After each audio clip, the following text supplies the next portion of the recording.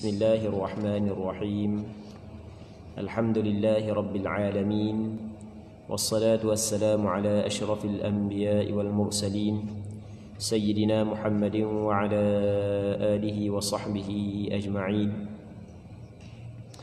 اللهم رب اشرح لي صدري ويسر لي أمري واحلل عقدة من لساني يفقه قولي ولا حول ولا قوة إلا بالله العلي العظيم اللهم انفعنا بما علمتنا وعلمنا ما ينفعنا وعلمنا ما جهلنا وذكرنا ما نسينا اللهم يسر ولا تعسر رب تمم بالخير اللهم افتح علينا فتوح العارفين وفقنا توفيق الصالحين اللهم لا سهل إلا ما جعلته سهلا وأنت تجعل الحزن إذا شئت سهلا إن شاء الله. Kita sambung balik pengajian kitab Al-Mukhtasar Al-Latif yang dikarang oleh Al-Imam Al-Allamah Abdullah bin Abdul Rahman Bafadal Al-Hadrami, wafat pada tahun 918 Hijrah rahimahullahu subhanahu wa ta'ala wa nafa'ana Allahu bi'ulumihi fid darain amin. Kita muka surah 27 kah? Wa yahrumu bil haidhi. Katanya wa yahrumu bil haidhi wal janabati الصلاة والطواف ومس المصحف وحمده واللبث في المسجد وقراءة القرآن بقصد القرآن. Diharamkan dengan sebab haid dan berjunub, salat, tawaf, menyentuh mushaf, membawa mushaf, berhenti di dalam masjid, membaca Al-Quran dengan niat membacanya. Muslimin muslimat yang dirahmati oleh Allah Subhanahu wa taala. Perempuan yang datang haid, di sana ada perkara-perkara yang dilarang oleh syarak, yang dilarang oleh agama daripada dia melakukannya. Begitu juga seorang yang berjunub, di sana ada perkara-perkara yang dilarang oleh agama untuk dia melakukannya. Antara perkara yang disebut di sini yang menjadi haram dengan sebab haid dan dengan sebab berjunub adalah salat. Seorang yang datang haid haram kepadanya sembahyang. Seorang yang berjunub haram kepada dia sembahyang. Sama ada sembahyang itu sembahyang wajib ataupun sembahyang sunat. Tak boleh dia sembahyang. Tapi apabila masuk waktu sembahyang, wajib dia kena sembahyang. Dah, kalau haid berhentilah, kalau haid berhenti wajib kena sembahyang. Orang berjunub jadi wajib dia kena sembahyang apabila masuk waktu. Cuma sebelum daripada dia sembahyang mesti dia kena mandi. Baik. Begitu juga tawaf. Sebab tawaf dia pada hukum sembahyang. Kata Nabi sallallahu alaihi wasallam, as-salatu bimanzilati at-tawafu bimanzilati as-salah. Tawaf ni dia menempati sembahyang. Sebagaimana diharamkan kepada perempuan yang datang haid, orang yang berjunub sembahyang, begitu juga diharamkan kepada perempuan yang datang haid dan orang yang berjunub untuk melakukan tawaf. Jadi duk Mekah musim sejuk, tak sampai di Masjidil Haram tiba-tiba berjunub. Contoh kita buat gitulah contohnya. Nak bersetubuh mana boleh dalam kita kata sedang ihram. Sebagai contoh, katakanlah orang tu daripada Madinah sampai ke Mekah dalam pukul 10 malam dah. Lepas tu minta dengan mutawif, kita tawaf esok ustaz. Dia minta dengan mutawif, kita tawaf esok malam ni kita rehat dulu, tidur dulu, ambil tenaga dulu. Baik, tak apalah, mutawif kata malam ni kita pakai rehat dulu lah. Pakai tidur belaka. Dah mai hok muda-muda ni jalan nang jauhnya mimpi dok setara malam tu. Sebagai contoh, kita kata contoh je. Baik. Jadi bangun sejuk pula. Oh malah nak mandi sejuk ambil air sembahyang dah lah. Lepas tu mandi lepas kat gigi lah. Lepas daripada naik matahari sikit. Lepas tu kita tawaf dalam keadaan lagu tu tak boleh. Mesti kena mandi dulu. Hukum dia adalah haram. Baik. Begitu juga menyentuh mushaf. Maksud menyentuh mushaf adalah menyentuh Al-Quran. Perempuan yang haid dan begitu juga orang yang berjunub tidak boleh dia menyentuh Al-Quran. Membawa mushaf membawa Al-Quran juga diharamkan. Dia tak setuju tapi dia bawa. Quran diletakkan dalam beg, dia pun bawa beg tersebut, Quran duduk dalam. Tidak dibolehkan, hukum dia sama dengan menyentuh al-mushaf. Berhenti dalam masjid. Orang hak yang berjunub tidak boleh berhenti dalam masjid. Dia berhenti lain daripada lalu. Kalau lalu saja tak apa. Masuk pintu ni, tubik pintu ni, tak ada masalah. Hak yang tidak dibolehkan adalah berhenti. Baik. Duduk kuliah antara maghrib dengan isyak, tidur duduk sekarang. Tidur, tiba-tiba mimpi sampai ke mimpi basah terus. Kuat dah lalu Baik. Jadi apabila dia sedar tu, wajib dia kena turun lalu daripada masjid. Tak boleh lak-lak gitu lah. Lak dulu, nanti orang habis kuliah dulu, dengar dulu. Tak boleh. Hukum dia adalah haram, kena tubik lalu. Orang apa duduk dalam masjid, tiba-tiba bocor, datang darah, mesti wajib kena turun selalu. Tak boleh dia berhenti dalam masjid. Manakala lalu dalam masjid, tu dia boleh. Allah Ta'ala kamu dalam Quran, illa abiri sabil. Mereka kalau lalu jalan, tu tak apa. Orang hak yang berjunub, kalau dia lalu je dalam masjid, tu tak ada masalah. Dibolehkan kalau lalu je. Masuk ke pintu ni, tubik pintu ni. Dia saat ni tu, lepas daripada mimpi, tubik. Tubik nak pergi start kereta, tinggal kunci pula. Nak warna ni. Takkan nak suruh orang ambil. Dia ambil kejap. Aku mimpi saat ni. Ada gambar pula, nak gambar. Apa masuk lah. Tapi jangan berhenti. Masuk, ambil, turun lalu. Orang ajak buat benda, orang ajak duduk, kata kita buat luar. Jangan buat dalam masjid. Sebab dia, sebab orang berjunub tidak boleh berhenti di dalam masjid. Sama juga perempuan yang haid tidak boleh berhenti dalam masjid. Muslimin muslimat yang dirahmati oleh Allah Subhanahu wa taala.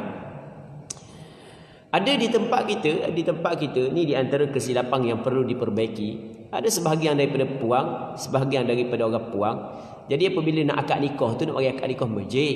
Hak sungguh sangat tu bakal tu lelaki dia tak boleh, kita kena nikah di masjid. Dan nikah di masjid memanglah ada pandangan sebahagian daripada ulama disunatkan. Sebenarnya ulama berbeza pandangan dalam meletakkan hukum, apakah hukum melakukan akad nikah di masjid. Ada sebahagian daripada ulama kata digalakkan, ada sebahagian ulama kata tidak digalakkan. Tidak digalakkan ni maksudnya harus je lah. Bukan kata sunat-sunat benda tak. Nak buat pun tak apa, tak buat pun tak apa. Tapi ada juga pandangan yang mengatakan disunatkan. Jadi, ada apalah. Nak akad nikah di masjid. Lepas tu, orang puang datang nak masuk juga. Boleh ke tak? Mana boleh? Tak boleh. Tak boleh sebab perempuan yang haid tidak boleh duduk dalam masjid. Tidak boleh berhenti dalam masjid. Dia kata Allah sekali je. Dia tak ada kira sekali ke dua kali ke, tak kira. Benda yang diharamkan tetap diharamkan. Dia sebenarnya benda tu tak penting sebenarnya. Akad nikah di mana-mana tak penting. Hak yang penting je tu pengantin kena mari semua mari mayam masjid. Hak tu hak yang penting sebenarnya. Hak yang akad nikah tu dah penting. Hak tu dah penting sebenarnya. Akad nikah mana pun tak apa. Tapi hak mari semua tu sembahyang 5 waktu tu mari jemaah masjid, hak tu sebenarnya hak yang lebih penting. Tapi masalah kitanya sebahagian daripada masyarakat kita lah, hak yang tidak penting tu hak yang duduk sungguh sangat, hak yang penting tak apa nak sungguh mana. Jadi hak tu hak yang masalahnya. Muslimin muslimat yang dirahmati oleh Allah Subhanahu wa taala. Dan antara perkara hak yang diharamkan lagi kepada orang hak yang haid, perempuan yang haid dan orang hak yang berjunub adalah membaca Al-Quran dengan niat membacanya. Kalau membaca Al-Quran tapi bukan qasak membaca Al-Quran, contoh kita membaca Al-Quran tapi qasak zikir ataupun doa, maka hak tu tak ada masalah. Hak tu dibolehkan. Sebagai contoh, di antara ayat Al-Quranul Karim, di antara ayat Al-Quranul Karim adalah subhanalladzi sakhkhara lana hadza wa ma kunna lahu muqrinin wa inna ila rabbina lamunqalibun. Tu di antara ayat dalam Al-Quranul Karim. Tiba-tiba kita nak naik kenderaan sedangkan kita saat itu berjunub ataupun orang puang saat itu datang haid. Boleh tak dia nak baca doa tersebut? Dibolehkan. Tak ada masalah. Sebab masa dia baca doa subhanalladzi sakhkhara lana hadza wa ma kunna lahu muqrinin, dia niat dalam hati dia, qasad dalam hati dia nak baca doa menaiki kenderaan, bukan nak baca Quran. Kalau dia qasad nak baca Quran tak boleh. Sama juga di antara ayat dalam Al-Quranul Karim adalah inna lillahi wa inna ilaihi raji'un. Itu di antara ayat dalam Quran. Inna lillahi wa inna ilaihi raji'un. Dalam Quran Tuhan kata wa basyiris sabirin alladhina idza asabatuhum musibatun qalu inna lillahi wa inna ilaihi raji'un. Di antara ayat Al-Quran tiba-tiba dia dengar orang mati sedangkan dia berjunub. ataupun dia dalam keadaan haid, boleh tak dia kata inna lillahi wa inna ilaihi raji'un? Boleh. Bukan disunatkan. Apabila kita ditimpa musibah ataupun kita terdengar musibah, maka sunat kita kata inna lillahi wa inna ilaihi raji'un. Dan macam mana kita sedang datang haid kalau orang puang ataupun orang lelaki sedang berjunub? Kata ulama tak ada masalah. Jangan qasak baca Quran. Kalau qasak baca Quran tidak dibolehkan. Baik. Seterusnya kata dia lagi, wa yahrumu 'alal haid wahdaha as-shaum wa 'uburul masjid in khafat talwithahu bid-dam wal istimta'u fi ma baina as-surrati war rukbah. Dan diharamkan ke atas orang yang haid sahaja. Di atas perempuan yang haid haram berpuasa. Orang yang berjunub tidak haram berpuasa, tapi perempuan yang haid haram berpuasa. Dan puasa perempuan yang haid tidak sah. Manakala orang berjunub tak apa, tak haram berpuasa. Rasulullah sallallahu alaihi wasallam dalam hadis yang diriwayat daripada Aisyah dan Ummu Salamah radhiyallahu taala anhuma, dalam hadis yang diriwayat oleh dua orang isteri Rasulullah, yang mana isteri Rasulullah menyebut bahawasanya Rasulullah pernah berjunub pada malam hari. Rasulullah berjunub pada malam hari bukan kerana bermimpi, maksudnya adalah kerana dia bersetubuh dengan isteri dia pada bulan Ramadan. Dan Rasulullah tidak mandi melainkan setelah keluar fajar. Maksudnya setelah keluar fajar, setelah keluar fajar menandakan masuk waktu subuh, setelah bermulanya ibadah puasa. Bukan setelah terbit matahari, setelah keluar fajar. Maksudnya keluar fajar baru Rasulullah sallallahu alaihi wasallam mandi wajib. Maksudnya permulaan puasa saat itu Rasulullah sallallahu alaihi wasallam masih lagi berjunub. Jadi tak ada masalah orang berjunub, tak ada masalah, sah puasa dia. Baik.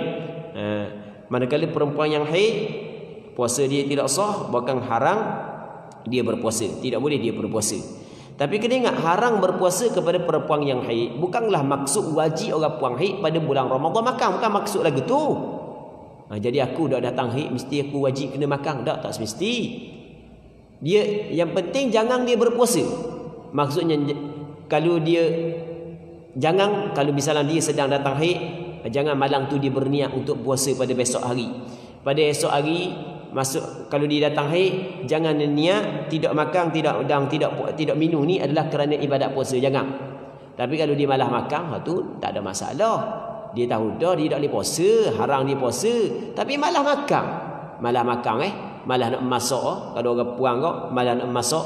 Sebab mana malah nak masak? Sebab tu lelaki pun dah puasa, anak-anak pun puasa, malah nak masak. Biarlah pakai makan sekaligus sekarang, nanti nak buka puasa sekarang, makan sekaligus itu. Tapi dia niat puasa pun, tu tak ada masalah dah.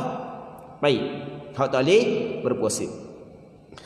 Wa uburul masjid in khafat talwithahu biddam, dan melintasi masjid sekiranya takut darahnya titik. Jadi kalau dia masuk dalam masjid, kalau bimbang darah dia mengotori masjid, haram juga dia masuk dalam masjid, lalu saja pun tak boleh. Baik, tapi kalau tidak bimbang darah titik, tu tak ada masalah. Dia pakai molek dah. Jadi tak apalah, dia boleh lalu dalam masjid. Tapi jangan berhenti. Dan antara perkara yang diharam lagi kepada perempuan yang haid adalah bersedak-sedak pada kawasan antara pusat dan lutut. Antara pusat dengan lutut tidak dibolehkan. Bersetubuh hukum dia adalah haram dengan kesepakatan ulama. Selain daripada bersetubuh, mengambil keseronokan di antara anggota yang di antara pusat dengan lutut, haram kepada suami dia. Dan haram perempuan membiarkan suami dia mengambil keseronokan pada anggota tersebut. Kalau nak ambil keseronokan juga boleh, tapi di antara daripada pusat ke atas, daripada lutut ke bawah, itu dibolehkan. Baik. Ataupun perempuan memakai kain, itu dibolehkan. Rasulullah ketika isteri, dalam hadis yang diriwayat daripada Aisyah, ketika isteri dia datang haid, kalau Rasul nak mengambil istimta' keseronokan daripada isteri dia, adalah Rasul suruh isteri dia pakai kain. Baik. Seterusnya katanya wal jima'u fil haidhi minal kaba'ir. Berjima' ketika haid merupakan salah satu daripada dosa yang besar. Semoga Allah Subhanahu wa taala melindungi kita, dan semoga Allah Subhanahu wa taala memaafkan kesilapan dan kesalahan kita. Dosa besar yang wajib kita kena bertaubat. Jadi berjima' ketika haid merupakan salah satu daripada dosa besar. Dia bukan dosa kecil. Dan dosa besar kau wajib kena bertaubat. Baik. Bahkan ada sebahagian daripada ulama mengatakan bukan setakat dosa besar, bahkan wajib dia kena bayar denda. Wajib dia kena bayar denda. Mana denda? Denda dia kena sedekah sebanyak 1 dinar. Sebanyak 1 dinar dia kena sedekah. Ketika darah kuat. Tapi kalau darah slow dah, maka ketika tu wajib dia kena sedekah separuh dinar. Ini pandangan sebahagian daripada ulama. Tapi pandangan mazhab Imam Syafi'i tidak begitu. Mazhab Imam Syafi'i kata sunat aja. Dan sunat bersedekah. Maksudnya, katakanlah seorang perempuan ni, seorang lelaki ni, dia bersetubuh dengan isteri dia ketika isteri dia datang darah, ketika isteri dia haid. Okey, dia telah melakukan dosa besar. Maka wajib dia kena bertaubat. Segera bertaubat, beristighfar, bertaubat kepada Allah. Allah Subhanahu Wa Taala Tuhan yang Maha Pengampun lagi Maha Penyayang. Di samping tu, benda lagi hak yang dia kena buat, mengikut pandangan sebahagian daripada ulama, wajib dia kena bersedekah. Dan banyak mana dia bersedekah? Sebanyak 1 dinar. Dah 1 dinar banyak mana? Lebih kurang dalam 4.25 gram emas. Itu 1 dinar. Ini lebih kurang dalam 1,000. Kena sedekah 1,000, kena sedekah. Sedekah kepada siapa dah kira? Kepada fakir miskin ke, kepada surau ke, kepada masjid ke pondok ke tafiz, yang penting sedekah. Bila kena sedekah 1 dinar? Ketika dia bersetubuh dengan isteri dia, darah sedang kuat keluar. Tapi kalau darah dah kuat dah, penghujung dah, tapi darah masih lagi ada, maka dia kena sedekah sebanyak separuh dinar. Cakap kita lebih kurang dalam 500 riyal. Ini mah kau mahal pula. Sedap jadi ya. Parak pula sedekah. Ni 1 gram berapa lah ni? Mungkin 1,000 lebih. Nak tengok dia 1 dinar menyamai 4.25 gram. 1 gram berapa? 200 lebih dia ni. 200 lebih. Jadi 1,000 lebih lah. Main 2-3 kali 2-3 ribu lah. Hak tua-tua dak dah, takut orang muda-muda Hak tua-tua dak dah. Baik. Seterusnya katanya wa yajibu 'alaiha qada'u shaumi Ramadan duna as-salah. Wa in inqata'a ad-dam halalaha as-shaum qabla al-ghusl. Diwajibkan ke atas orang yang haid untuk mengqada puasa Ramadan. Jadi apabila dalam bulan Ramadan datang haid, tak boleh dia puasa, haram dia puasa.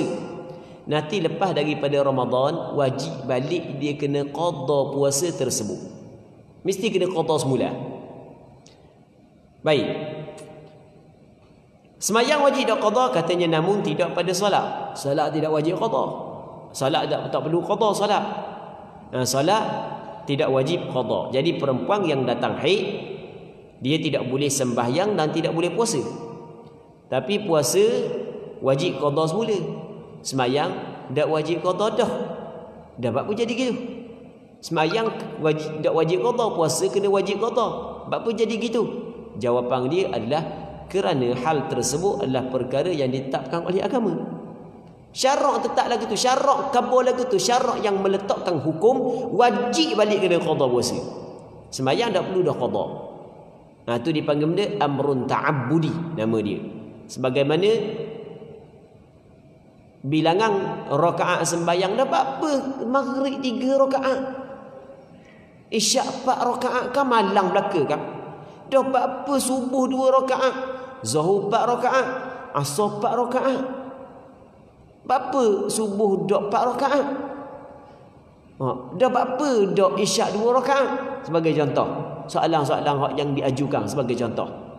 Kata ulama tu dipanggil benda amrun ta'abbudi nama dia. Tu benda yang ditetapkan oleh syarak. Kita tidak mengetahui benda alasan dia. Benda yang ditetapkan oleh syarak kita kena ikut. Sama juga ni, bab puasa kena qada balik, bab sembahyang tak wajib qada. Sebab apa? Sebab itu adalah ketetapan yang ditetapkan oleh syarak.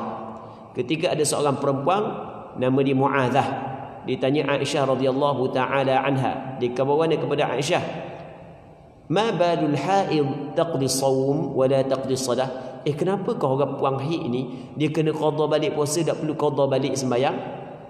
Apa jawab Aisyah radhiyallahu taala anha?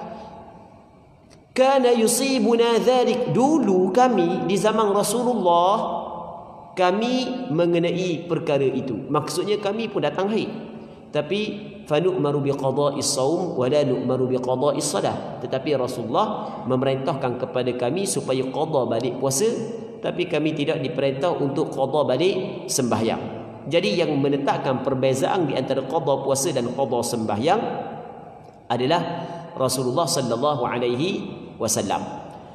Cuma dalam bab sembahyang ni, walaupun tidak wajib, perempuan yang haid kena qada balik sembahyang, tapi ada beberapa sembahyang dalam hal-hal tertentu tetap perempuan yang haid kena qada semula. Ulang balik Orang puang ketika datang haid tak wajib dah dia qada sembahyang. Hak yang ditinggalkan dalam tempoh haid tersebut haram dia sembahyang dan tak wajib dah dia qada. Cuma dalam hal-hal tertentu ada beberapa sembahyang yang wajib perempuan qada. Sembahyang yang ditinggalkan ketika dia datang haid tu wajib dia kena qada balik dalam hal-hal tertentu. Apa sebut secara ringkas je. Yang pertama adalah seorang perempuan masuk waktu dia tak mari lagi haid, masuk waktu sembahyang tak mari lagi haid.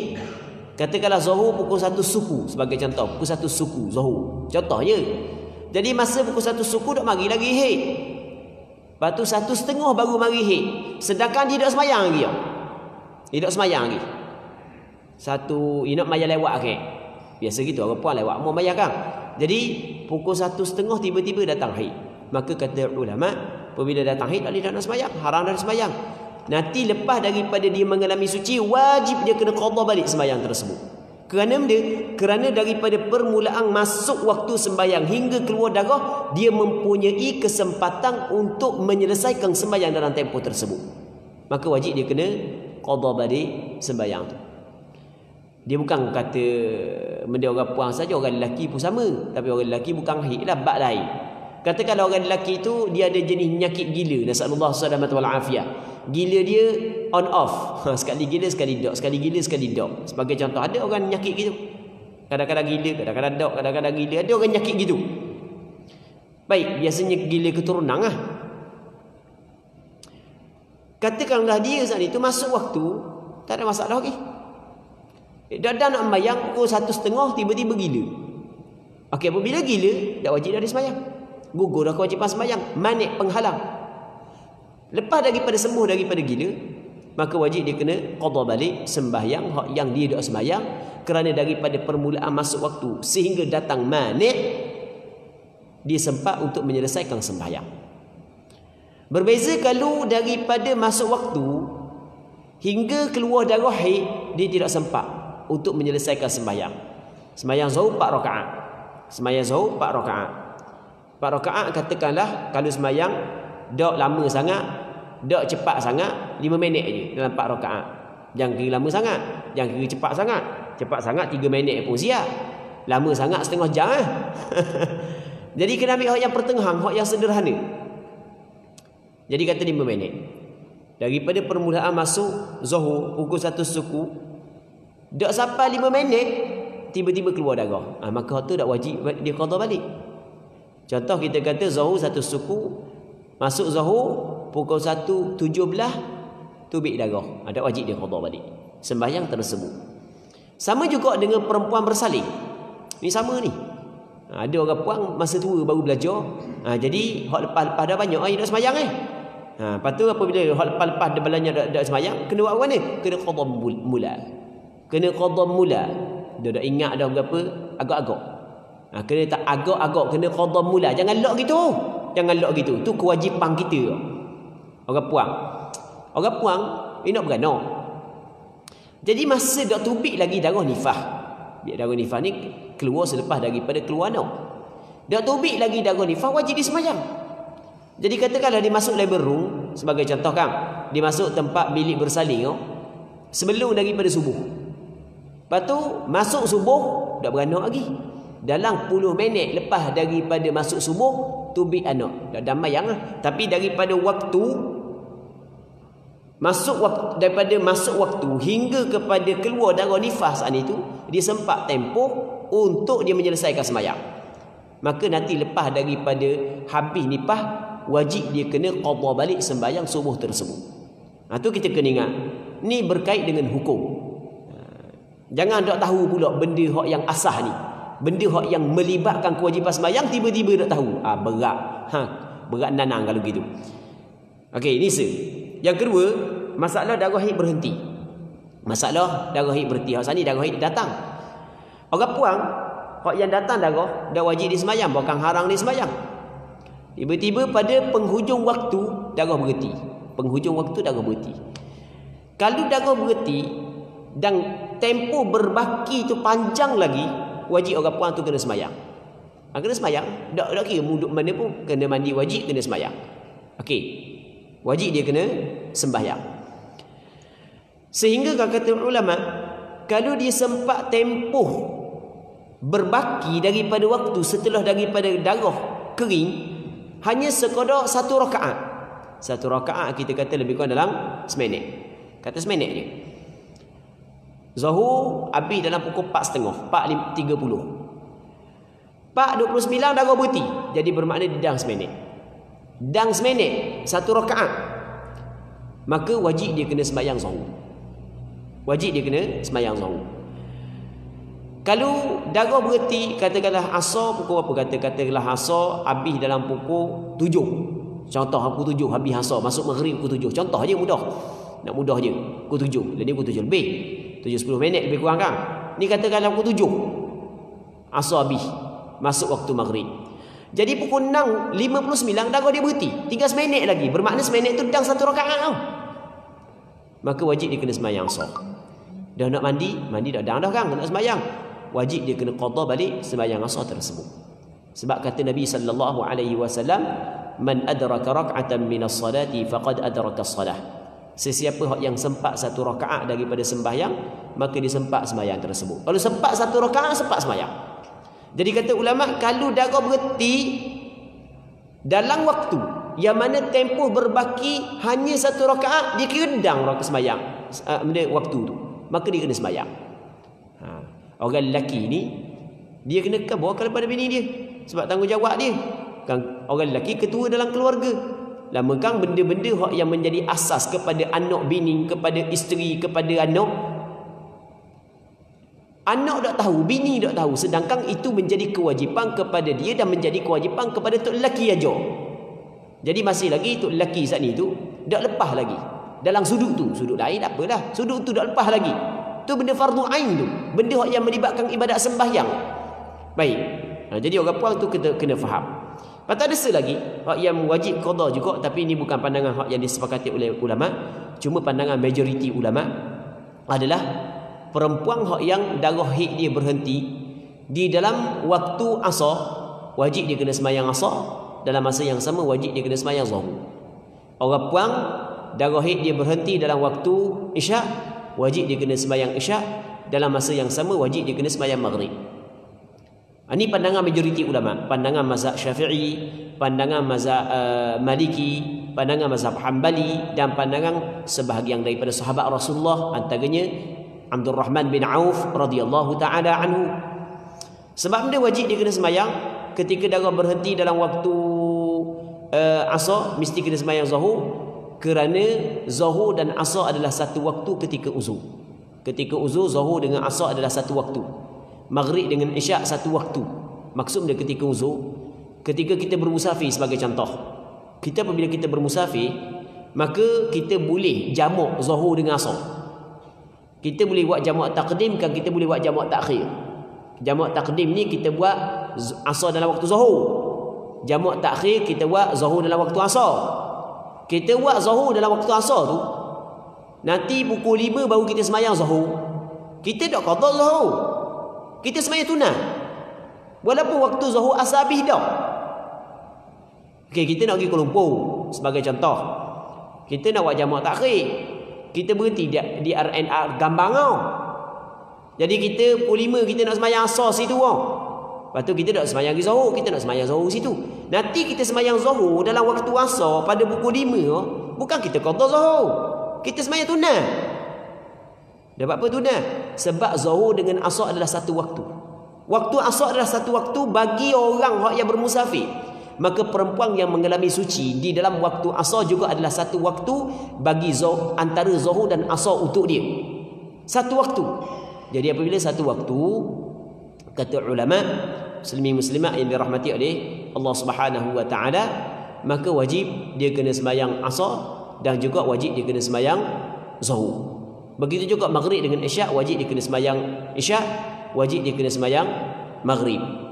Okay, habis. Seterusnya katanya wa idzan qata'ad dam halla laha as-sawm qabla al-ghusl. Sekiranya berhenti darah berhenti dah, maka dihalalkan kepada mereka untuk berpuasa sebelum mandi wajib. Halal kepada perempuan ketika berhenti darah, orang puan tu halal puasa sebelum daripada mandi wajib. Jadi boleh dah dia puasa, tak ada masalah dah. Kalau pada bulan Ramadan tu wajib dia puasa. Darah berhenti wajib dia puasa walaupun dia belum lagi mandi. Katanya wa yahrumu bin nifasi ma yahrumu bil haid. Diharamkan ke atas orang yang bernifas, orang yang datang nifas, setiap apa yang diharamkan ke atas orang yang haid. Jadi ada beberapa perkara yang diharamkan kepada perempuan yang haid. Perkara tersebut juga diharamkan kepada perempuan yang nifas. Nifas ni adalah wan nifasu huwa ad-damul khariju ba'da al-wiladah. Nifas ialah darah yang keluar selepas melahirkan anak, selepas daripada bersalin. Jadi setelah daripada seorang perempuan bersalin, maka ada darah tersebut adalah darah nifas. Maka ketika perempuan datang darah nifas, setiap perkara yang diharamkan kepada perempuan yang haid juga diharamkan kepada dia. Okey, habis bab tu. Habis bab bersuci. Kita masuk dalam bab baru, bab yang kedua, iaitu bab solat. Muslimin muslimat yang dirahmati oleh Allah Subhanahu wa taala. Katanya babus salah. As-salawatul maktubatu khamsun wa taqdimus salati ala waqtiha wa ta'khiruha an waqtiha bighairi 'udhrin minal kaba'ir. Bab pada menyatakan sembahyang. Semua kita tahu sembahyang adalah salah satu daripada rukun Islam. Sembahyang adalah salah satu daripada rukun Islam. Rukun Islam yang pertama mengucap 2 kalimah syahadah. Rukun Islam yang kedua adalah sembahyang. Dalam satu hadis yang diriwayat daripada Abdullah bin Umar bin Al-Khattab radhiyallahu taala anhuma, kata Nabi sallallahu alaihi wasallam, bunyal Islamu ala khams. Diasaskan, dibinakan Islam di atas 5 perkara. Agama Islam kita dibina di atas 5 perkara. Yang pertamanya adalah syahadatu an la ilaha illallah wa anna Muhammadar Rasulullah. Penyaksian bahawa tidak ada Tuhan melainkan Allah dan Nabi Muhammad adalah utusan Allah. Waktu yang keduanya adalah wa iqamus salah, dan mendirikan sembahyang. Mendirikan sembahyang adalah rukun Islam. Sembahyang muslimin muslimat yang dirahmati oleh Allah Subhanahu wa taala, ia sebagai tiang kepada agama. Sembahyang adalah tiang kepada agama. Dalam hadis yang diriwayat oleh Imam Tirmizi, kata Nabi sallallahu alaihi wasallam, wa amuduhus salah. Tiang kepada perkara itu adalah sembahyang. Tiang kepada perkara itu adalah sembahyang. Cuma hadis yang biasa kita dengar, orang kata pada as-salatu imaduddin, sembahyang itu adalah tiang agama. Sesiapa yang mendirikan sembahyang sesungguhnya dia mendirikan agama.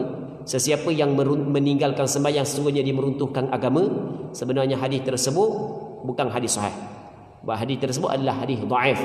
Baik, hadis yang sahihnya adalah wa amuduhus salah. Tiang kepada perkara itu adalah sembahyang. Baik. Jadi orang tidak boleh dia kata Rasulullah kata, Rasul kata as-salatu imaduddin, sembahyang itu adalah tiang agama. Sebab hadis as-salatu imaduddin bukan hadis sahih. Hadis tersebut adalah hadis dhaif.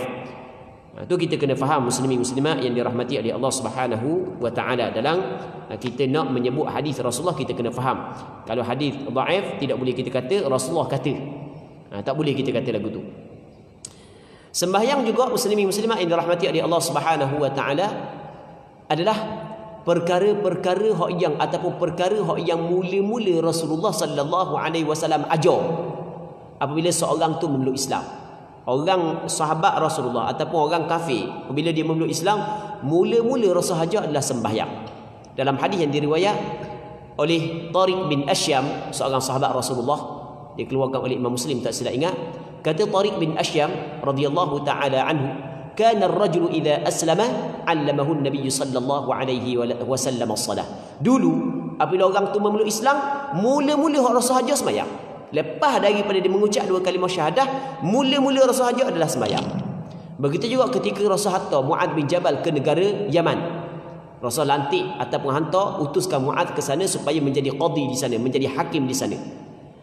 Maka Rasul pesan kepada Sayyidina Mu'adz bin Jabal beberapa pesanan. Antaranya adalah mungkin ingat, mun pergi ke sana mereka adalah ahlul kitab. Mereka mempunyai agama. Agama yang mereka pegang adalah agama yang dibawa oleh Nabi sebelum daripada ni. Lepas tu mengajak dia kepada mentauhidkan Allah, kepada bersaksi aku adalah utusan Allah. Kalau mereka itu menerima hal tersebut, fa'alimhum, maka mungkin khabar kepada mereka itu bahawasanya Allah Ta'ala telah mewajibkan kepada mereka sembahyang 5 waktu sehari semalam. Lepas daripada dia memeluk Islam, mungkin khabar lalu benda ni. Wajib dia kena sembahyang 5 waktu sehari semalam. Jadi benda yang mula-mula sekali Rasul hajar kepada seorang apabila memeluk Islam adalah sembahyang. Kerana sembahyang adalah tiang kepada agama. Ibadat yang mula-mula ditanya oleh Allah Subhanahu wa taala pada hari kiamat adalah sembahyang. Kata Nabi sallallahu alaihi wasallam, awwalu ma yuhasabu bihi 'abdu yaumal qiyamati as-salah. Awal-awal hak yang akan ditanya seorang hamba pada hari kiamat adalah sembahyang. Dan sembahyang juga adalah perkataan yang akhir keluar daripada mulut Nabi sallallahu alaihi wasallam. Perkataan yang akhir keluar daripada mulut Rasulullah sebelum daripada Rasul wafat adalah sembahyang. Rasul sebelum daripada Rasul nak wafat, beberapa kali Rasul pesang bangun. Apabila Rasul sedar daripada pesang, mula-mula Rasul tanya bab sembahyang. Rasul kata, lagu mana orang hok duduk masjid sembahyang tak lagi? Orang kata tak lagi. Suruh Abu Bakar sembahyang. Dan Rasulullah apabila dia bangun sikit, dia selok lasik, dia tengok sahabat dia tengah sembahyang, dia senyum. Lepas tu pesang balik. Perkataan yang akhir keluar daripada mulut Rasul sebelum daripada Rasul wafat, menurut hadis yang diriwayat oleh Imam Abu Dawud dalam kitab sunangnya daripada Sayyidina Ali, kata Sayyidina Ali, kana akhiru kalami Rasulillah sallallahu alaihi wasallam as-salah wattaqullah fima malakat aymanukum. Akhir sekali kalam yang keluar daripada mulut Rasulullah sebelum daripada Rasul wafat adalah semayang. Dan kena takut kepada Allah di dalam apa yang dimiliki oleh tangan-tangan kamu. Jadi maksudnya sembahyang benda yang penting. Sehingga kan sembahyang adalah pesanan yang akhir sekali Rasul tinggalkan sebelum daripada Rasulullah meninggal dunia. Sembahyang adalah suatu ibadah yang mana kalau sekiranya orang Islam mengengkarkan kewajipan dia, maka sepakat ulama mengatakan terkeluar daripada agama Islam. Kalau ada orang Islam dia kata sembahyang tak wajib, maka sepakat ulama kata dia terkeluar daripada agama Islam. Dia murtad, wal'iyadzubillah. Kalau dia mati, tidak boleh diuruskan jenazah dia seperti kita uruskan jenazah orang-orang Islam. Kalau dia mati, tak boleh dimayang kepada dia, haram sembahyang mayat dia.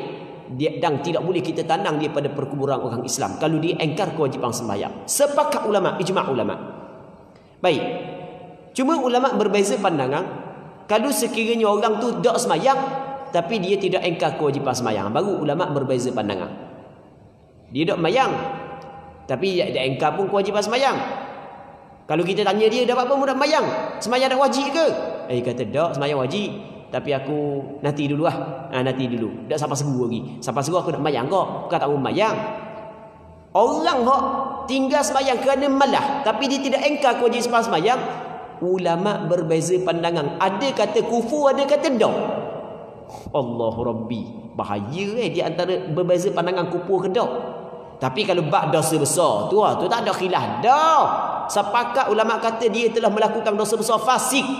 Kalau dia saat ni tu ada anak, sampai masa anak dia nak nikah, tak boleh jadi wali. Sebab sebahagian daripada ulama mengatakan antara syarat wali mesti kena adil.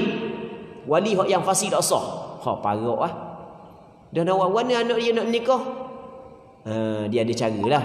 Sebab itulah tu imam ketika dia akad nikah, dia cakap panjang suruh bertaubat, padahal benda tu tak ada wajib-wajib pun. Kabur lagu tu panjang lebar. Sebenarnya dia buat lagu tu adalah kerana takut wali tu fasik. Suruh taubat situ. Jadi mu taubat situ, selesai dah mu taubat, mu akad nikah dah apa beres dah. Lepas tu mu fasik pula tu pasal mu lah. Cakap kita gitu lah. Bukan saja-saja. Jadi kali ini kita bertaubat dulu, kita beristighfar dulu. Astaghfirullahalazim, astaghfirullahalazim. Kalau kita cari dalil daripada Quran, daripada hadis, tak ada pun tutup sebelum nikah kena buat lagu tu. Tapi apa orang buat lagu tu? Sebab takut wali fasik. Wali tu fasik takut. Dan wali fasik dosa nikah pula. Dah dosa nikah nak buat mana? Cara pendekatan, cara yang nak mengatasi perkara tersebut adalah suruh wali tu bertaubat. Mu taubat dulu lah. Cuma nak kabur ke wali, kabur ramai-ramai. Nak jaga kau air muka je. Kalau kita cakap kita kau, sepatutnya suruh wali lah. Ada mu nampak semayang cilang-cilu. Mu kena taubat dulu lah. Mu nak nikah anak mu kan. Tapi nak ra'i juga dia. Jadi kita pakat taubat belakang. Tuk imam pun bertaubat. Sebenarnya nak suruh tu wali tau. Hak tu sebenarnya. Baik nak wisah nikah. Kalau sampai tahap tu. Jadi sepakat ulama kata dia telah melakukan dosa besar. Cuma hak yang tepat khilafnya adalah terkeluar daripada agama Islam. Menurut pandangan Imam Ahmad bin Hanbal, seorang ulama tokoh hadis yang terkenal, mengatakan orang hak tinggal sembahyang walaupun dia tidak engkar kewajipan sembahyang, dia terkeluar daripada agama Islam. Apabila dia mati, tidak boleh dilaksanakan hukum Islam atas dia. Sampai tahap tu. Dan pandangan ni adalah pandangan majoriti. Pandangan kebanyakan ulama salah dulu. Ulama salah begitu berpegang. Ulama salah dulu, kalau orang tu tak berjemaah, maka akan ditahmah sebagai orang munafik. Kalau orang tu tak mari sembahyang berjemaah, dia orang lelaki, akan ditahmah sebagai orang munafik. Sebab dia, sebab sifat orang munafik begitu. Wala yadhkurunallaha illa qalila. Mereka itu tidak mengingati Allah, mereka sedikit. Sembahyang jemaah di malah. Orang munafik dulu begitu. Tapi tidaklah di zaman kita. Di zaman salah, kalau orang tak semayang, ditahmah dia orang kafir. Suatu ketika dahulu, orang yang tak semayang berjemaah ditahmah sebagai orang munafik. Sebab itu sifat orang munafik. Orang yang tak semayang ditahmah sebagai orang kafir. Suatu ketika dahulu. Jadi sebab itulah pandangan majoriti ulama di kalangan salaf, bahawasanya orang yang tak semayang, walaupun dia tidak ingkar kewajipan sembahyang, dia terkeluar daripada agama Islam. Ini pandangan Imam Ahmad bin Hanbal. Sebab kalau tengok dalam hadis, pada zahir begitu kata Rasulullah sallallahu alaihi wasallam, bainar rajuli wasyirki wal kufri tarkus salah.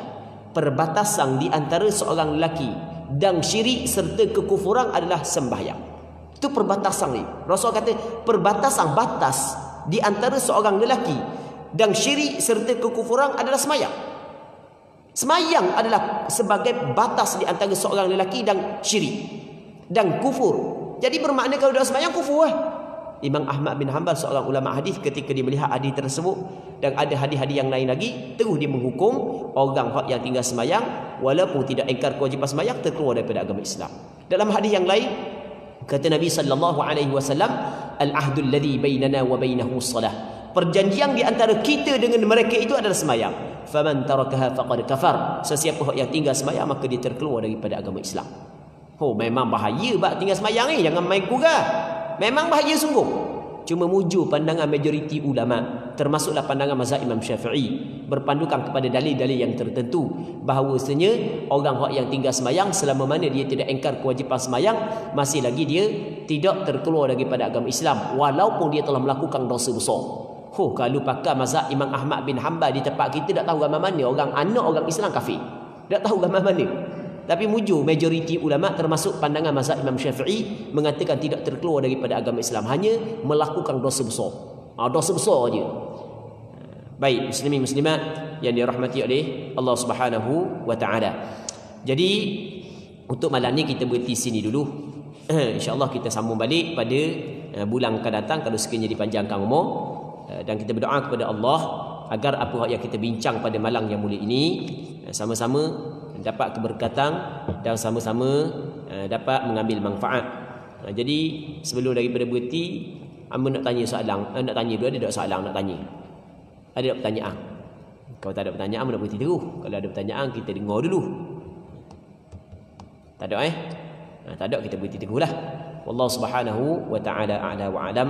Sallallahu ala sayyidina Muhammad wa ala alihi wa sahbihi ajma'in. Walhamdulillahi rabbil alamin.